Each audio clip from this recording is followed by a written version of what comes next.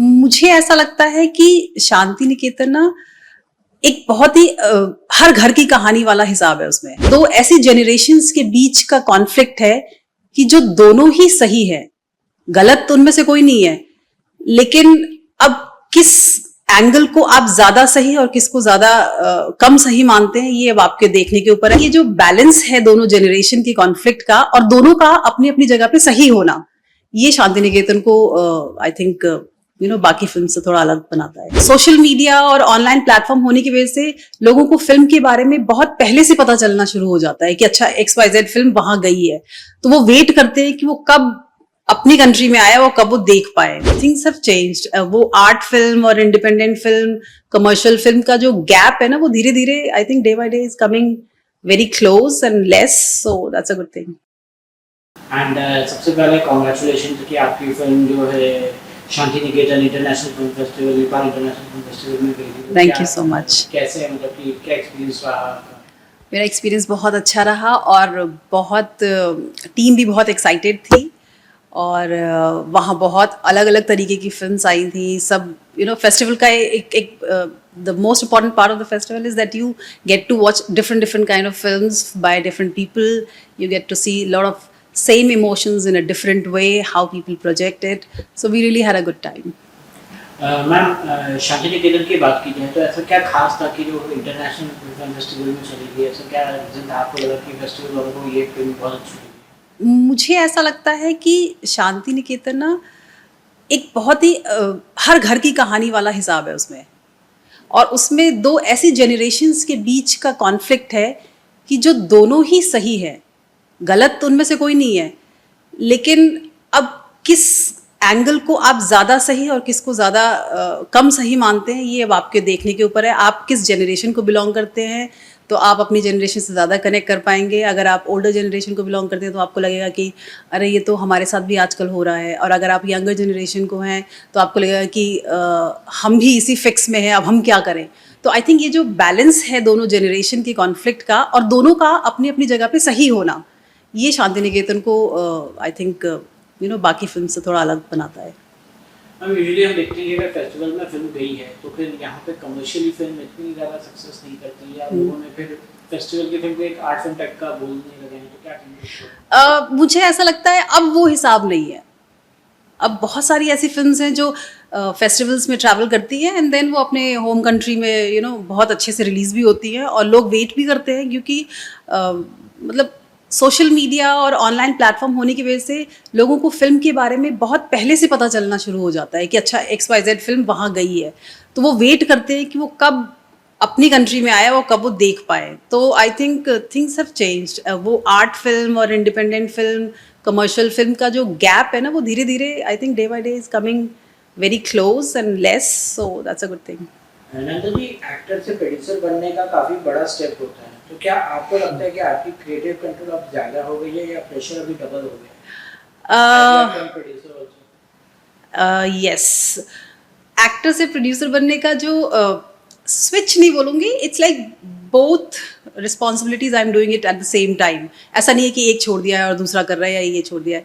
तो रिस्पॉन्सिबिलिटी थोड़ी ज़्यादा हो गई है ऑब्वियसली, क्योंकि आप पहले प्रोजेक्ट से एज एन एक्टर ही जुड़े रहते थे, अब आप एज ए प्रोड्यूसर भी जुड़े हो, तो आपको बहुत सारे ऐसे एंगल्स का भी ध्यान रखना है जो एज एन एक्टर आपको ज़रूरत नहीं है जानने की। तो प्रेशर तो ऑब्वियसली ज़्यादा बढ़ा है। Creative control I think I will not से इट कि क्रिएटिव कंट्रोल सारा मेरे हाथ में होगा या सारा प्रोड्यूसर के हाथ में होना चाहिए, because every story has their director, their DOP, they all have their inputs, they all have their creative inputs. So I, as a producer, I would like to give them the freedom that they can jump in and prove their point of view. So ma'am, director आपकी एक नई film आ रही है hoc करके, तो इनके director Dipankar प्रकाश हैं, तो जैसे डायरेक्टर के साथ काम करना है रिस्क भी होता है। आपको मतलब कि क्या रीजन था कि आपने उनको चुना एज अ प्रोड्यूसर, और क्या मतलब आपको लगता है कहीं ना कहीं एक हॉक एक नई मतलब कि कुछ नया सब्जेक्ट के ऊपर है, तो क्या कहेंगे इसके बारे में? एक्चुअली देखिए, रिस्क तो हर जगह है, बट दीपांकर के साथ ये मेरी तीसरी फिल्म है, तो मुझे वो रिस्क नहीं नजर आया, क्योंकि आप एक बार किसी के साथ काम कर लेते हो तो वो जो ifs and buts, pros and cons है, वो आपको समझ में आ जाता है।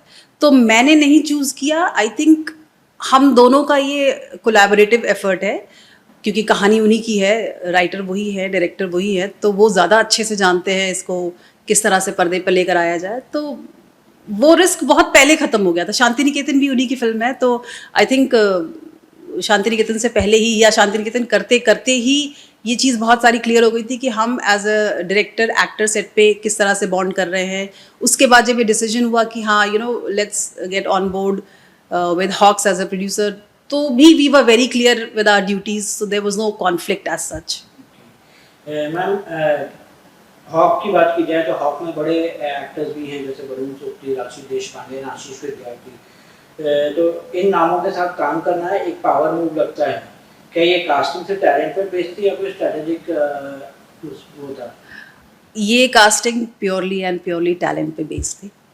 इसमें कोई और स्ट्रैटेजी इन्वॉल्व ही नहीं है, क्योंकि like I said it's a collaborative effort between the director and producer.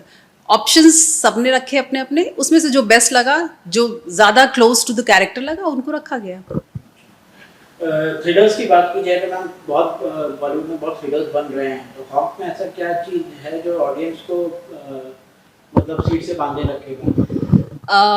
Hawks में ऐसा क्या है? यूर राइट, थ्रिलर्स बहुत सारे बन रहे हैं. हॉक्स का जो सब प्लॉट है वो बाकियों से अलग है. एंड देन स्टार्टिंग में आपको फिल्म फैमिली ड्रामा भी लग सकती है, but the way it turns into a thriller, वो एक बहुत यूनिक फैक्टर है. वो ऑब्वियसली मैं अभी नहीं बताऊंगी, वो तो आपको देखना ही पड़ेगा जब वो आएगी. तो that makes Hawks different from any other thriller. क्या प्रोड्यूसर के रोल में एक्टिंग करने वाली एक्ट्रेसेस को कंपटीशन देने जा रही हैं? कैसे? किसी भी एक्टर को कंपटीशन देने के लिए मुझे प्रोड्यूसर बनने की जरूरत नहीं है ना. वो तो मैं एक्टर रह के भी दे सकती हूँ अगर मुझे दे रहा है तो. I think it's more about coexisting rather than giving competition. Everybody has their own unique way of doing their roles. So I more believe in existing together rather than just pushing and naming it as a competition. शिक्षा मंडल की बात की जाए और शांति निकेतन एक अलग genre है, तो आपके लिए ये शिफ्ट कैसे था? मतलब कैसे आपने ये शिफ्ट किया दोनों में? I would like to again say कि शिफ्ट मैं इंटेंशनली नहीं करती हूँ. मुझे ऐसा लगता है directors and writers they see something in me and then they want to explore that part of me as an actor. Like Shiksha Mandal also, Afzal sir, he saw something in me which could fit in that greyish character, and he wanted to explore. I auditioned and I got the part. And with the same thing in Shanti Niketan, I am a very submissive housewife, completely different from Shiksha Mandal. I am sure Deepankar, the director, he must have seen something because we did a short film before Shanti Niketan. So he mentioned about Shanti Niketan back then when we were shooting for a short film. So I have a feeling that he must have seen something submissive, subdued, a homely wife character which he wanted to explore. And as an actor, it's actually a compliment for me that writers and directors can see that part which I have already played and also which I haven't played. So it's a compliment that they come back to me with a different role which is completely different from the one other. Future में आप किस type का role करना चाहती हैं?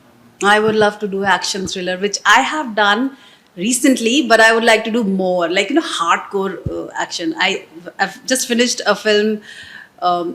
It's a thriller again, but a bit of action and a pinch of comedy in it. And so I would like to explore more action and more comedy. Ma'am, अगर आपका नाम किसी international festival में आ जाता है, international festival में आपकी film चली जाती है, तो उसके बाद जो है आपको लगता है कि इंडस्ट्री में आपको कभी नेपोटिज्म या फेवरेटिज्म का सामना करना पड़ता है? हाँ.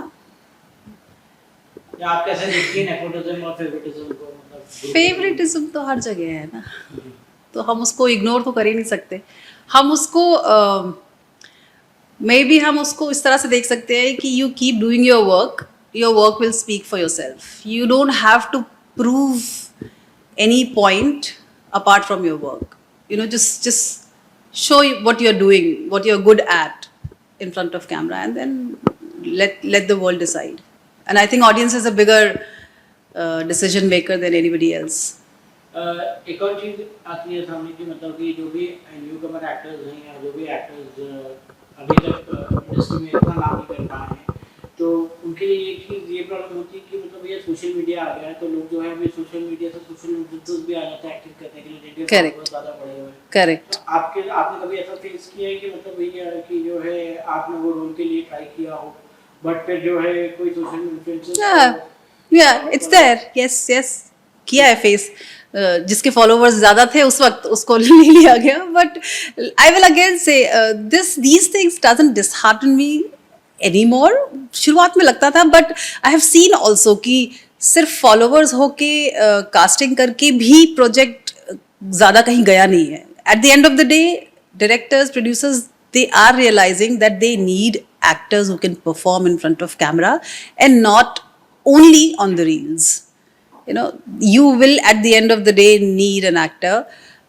They could be good actors also. मतलब जो online influencers हैं या जो social media actors, star या जो भी आप word है, I don't know the technical term.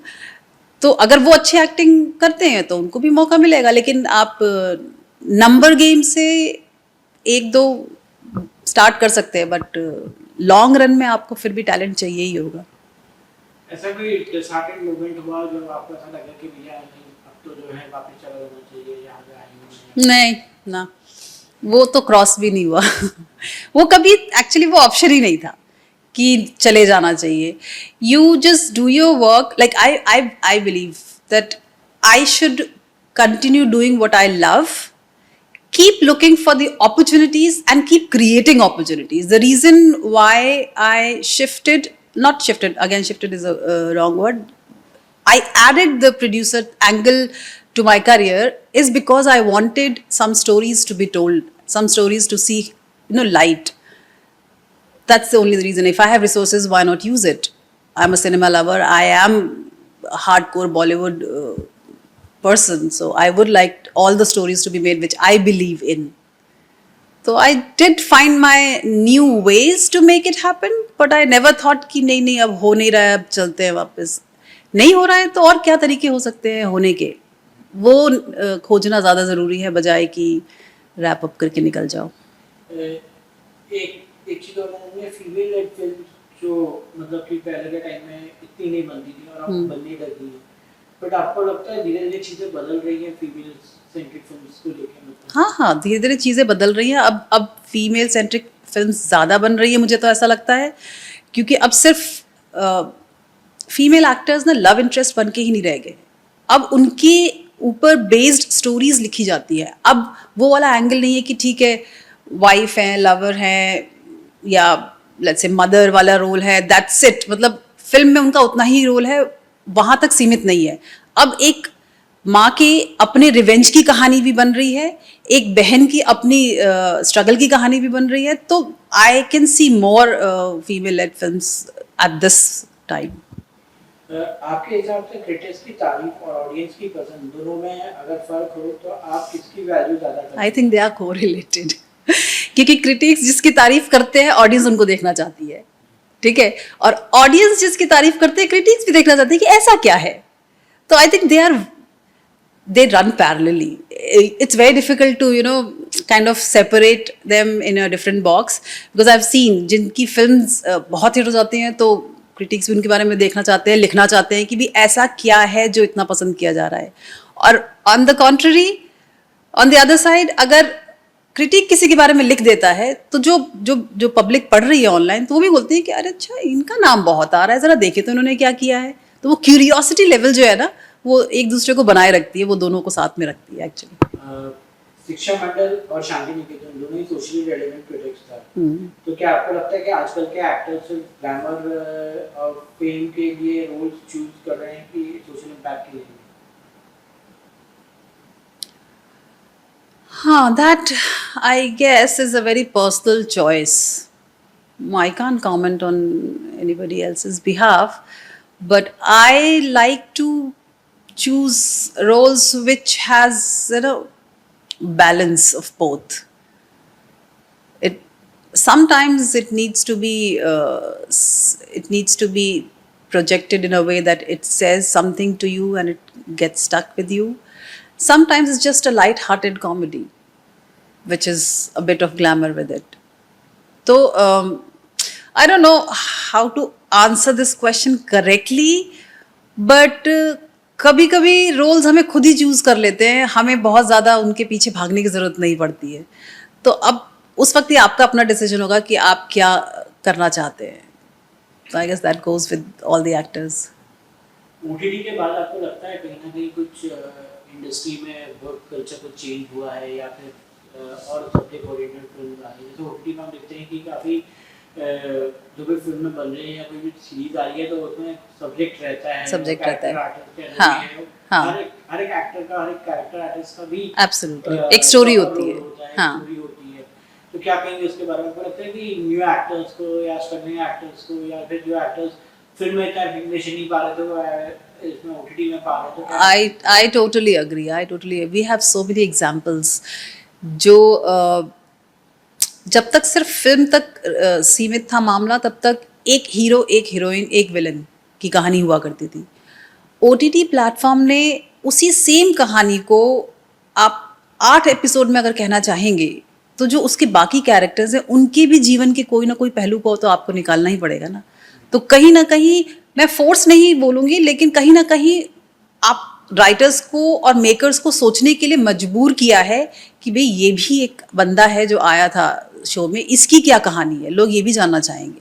हम सिर्फ हीरो हीरोइन और विलन की कहानी नहीं कहना चाहते, इनसे जुड़े लोग या इनकी लाइफ में जो चीज़ें हो रही हैं वो किन की वजह से हो रही हैं, वो क्यों आगे जा रही हैं, कौन उसको लेके जा रहा है, इसके बारे में भी जानना चाहेंगे. तो एक्सप्लोर करने की एक अपॉर्चुनिटी मिली है सभी को इसमें. लास्टली क्या फ्यूचर प्रोजेक्ट्स हैं आपके और क्या मैसेज देना चाहते हैं अपने फैंस को? सोशल मीडिया पे आप कितने एक्टिव रहती हैं? आपको क्योंकि आज सोशल मीडिया पे जमाना हो गया, सोशल मीडिया पे आप कितने एक्टिव रहती हैं? मैं पूरी कोशिश करती हूँ सोशल मीडिया पे एक्टिव रहने की और रेगुलरली पोस्ट करने की. फ्यूचर प्रोजेक्ट्स के बारे में एक anthology I am going to do and produce also, which is we are going to announce very soon. It also has good actors, set of good actors, and you know the creative team. But I would like to have another session to talk about that because we are going to shoot in May, first week of May. So we are already in the preparation of it. So. Lastly क्या message देना चाहेंगे अपने fans को? Keep watching this space. Keep looking for me everywhere. You will see a lot of me very soon.